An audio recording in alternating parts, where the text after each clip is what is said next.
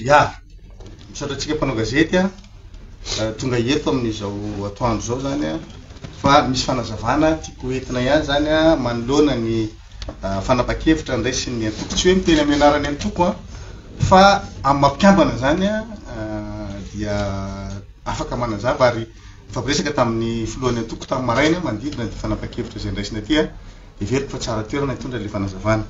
Ny antoko tiako Madagasikara tao aoriany ny fahatanterahany ny fifidianana sombavavoaka farany izay antony nananganana vonjimaika ny vovonana firaisankina andininy voalohany amin'ny fitsipika anatiny article 1 dia manambara ny antoko tiako Madagasikara ankehitriny fa mitsahatra amin'ny mampikambana azy ao anatin'ny vovonana izany, manao sinia ny filoha nasionaly ny antoko tiako Madagasikara président Marc Ravalomanana. Dia nandefasana azy ity zany aty amin'ny bureau politique firaisankina sy ny aty amin'ny antenimieram-pirenena. Azavaiko le izy satria misy olona lasa mirorosaina zany ao anatin'ilay famakinana ity zavatra ity. Inona lay fanapa-kevitra andraisy ny antoko tiako Madagasikara. Fanapa-kevitra andraisy ny antoko tiako Madagasikara dia ny tsahatra amin'ny firaisankina anazy satria zao ny antony. Ny vovonana firaisankina dia natsangana hiatrehana ny fifidianana solombavambahoaka. Ka rehefa miatrika fifidianana solombavambahoaka ianao zany dia miteny mialoha. Rehefa anao fifidianana zany tsika dia miteny mialoha izahay dia ho opposition parlementaire, zany hoe rehefa lany ianao zany dia mpanohitra. Rehefa lany zany ka mampanohitra anao anatin'ny antenimieram-pirenena dia tsy hoe rehefa tonga ato ianao voavadika mpanohitra fa manao déclaration mialoha mihitsy zany dia misy statut an'ilay vovonana zay atsangana dia misy règlement intérieur mihitsy. Dia lany zahay tato anaty vovonana firaisankina dia zay natonga anay nahazo an'ilay 7e vice-président. Ny situation androany nefa zany raha tsika malala ilay 7e vice-président no filohan'ny antenimieram-pirenena. Dia zahay ihany ve zany anohitra anay. Dia tsy mitombona tsony zany le mampanohitra ny firaisankina ato anatin'ny antenimieram-pirenena fa lasa mpanohana fanjakana ndray zany satria ny filoha lefitra fahafito zay an'ny fanoherana efa lasa izy indray no filohan'ny antom-panjakana mpanao lalàna ny antenimieram-pirenena. Dia noho izay anton'izay zany dia tsy maintsy ampifanarahana amin'izay zany ny position ny antoko tiako Madagasikara zay iray amin'ny antoko mandrafitra ny vovonana firaisankina.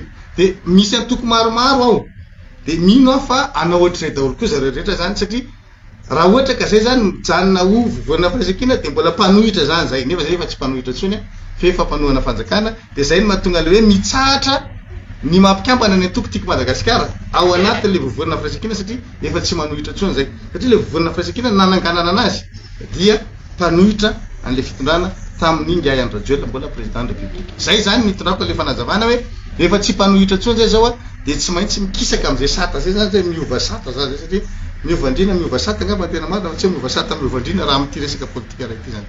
Zay le fanazavana tiako azavaina aminareo zany mba bazavana ity. Donc tsisy resaka problème interne mihitsy zany izy fa zay zay zavatra nazavainao teo zay fa tsisy hoe resaka hoe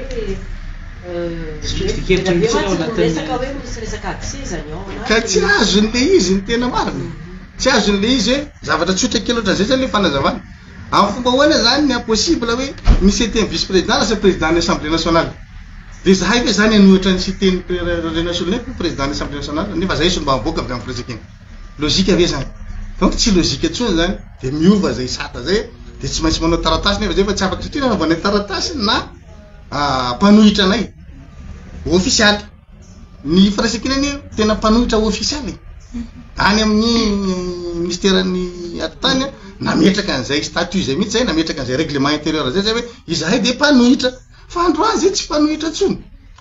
Ohatra zany ametraka c'était un vice-président zany ny antoko hafa na ny groupe parlementaire dia miverina manao dingana any amin'ny intérieur. Voilà, azonao tsara le izy. Dia eo amin'izay zany mila mipetraka zay hoe raha tsy raisitsika hoe satria sata manokana zany hoe ina zany situation exceptionnelle le misy atsika dia hoe marina aminazy zany mialohana fifidianana solombavambahoaka no apetraka amin'ny mampanohitra fa tsy hoe rehefa lany le solombavambahoaka voapanohitra zay na tonga ny tsy nipetrahany 7e vice-président tamin'ny andron'ny présidente Christine Razanamasoa. Raha nahita ianareo efa tao anatin'ny lampandrenana ange ny 7e vice-président sy ny règlement intérieur. Fa tsy afaka nametraka izay tatana temerim-pirenena ny antony mialohanay atokotiky Madagasikara ny latsaka zany tamin'ny mandana teo aloha dia tsy nametraka an'ilay taratasy teny amin'ny ministère-na tany zay hoe zahay mpanohitra. Fa efa lany zahay vao nanohitra n'le régime en place dia tsy voapetraka mihitsy le 7e vice-président na dia fa teo zay le lalàna Brunel. Dia tsy voapetraka le izy tato anatin'ny temerim-pirenena tamin'ny andron'ny présidente Christine Razanamasoa. Fa amin'izao fotoana zao ny alohan'ny latsahana mihitsy dia efa nanao déclaration ny volana Firasikina hoe zahay mpanohitra dia afaka nandray an'le toerana normale zany zay rehefa lany dia zay nahatonga ny président cité-na nationale ko lasa 7e vice-président.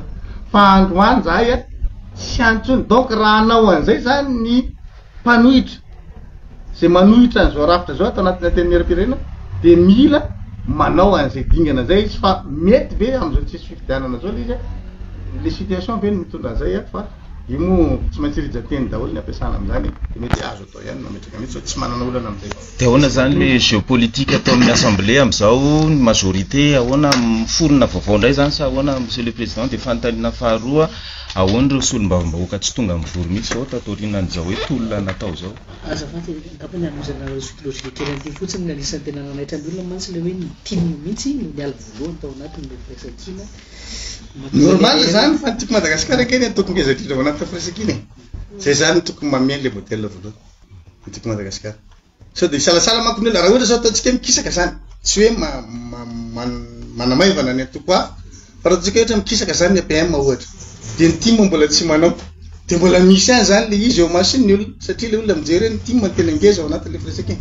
Dia rehefa mikisaka ny team dia manaraka ohatra ny SVM sy présidentielle dia vita izy hoe zay zany le satria le misy hitako foana ny tanjaky ny atoko arakaraky ny olom-boafidy ao anatiny.